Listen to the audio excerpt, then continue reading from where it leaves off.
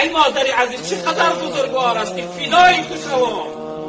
ای کاش که این جان من 1000 جان میشد، فدای تو میکردم. ای مادر بسیار بزرگوار هستی. پیغمبر بزرگوار صلی الله علیه وسلم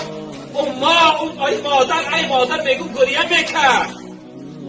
صحابه روایت میکنه میگه وقتی همراهی پیغمبر بزرگوار بالای قبر مادرش رفته و چنان گریه کرد که رخسارهای مبارک تر شدن، دامانی مبارک تر، حتی زمین از آبی دیده پیغمبر بزرگوار تر شد.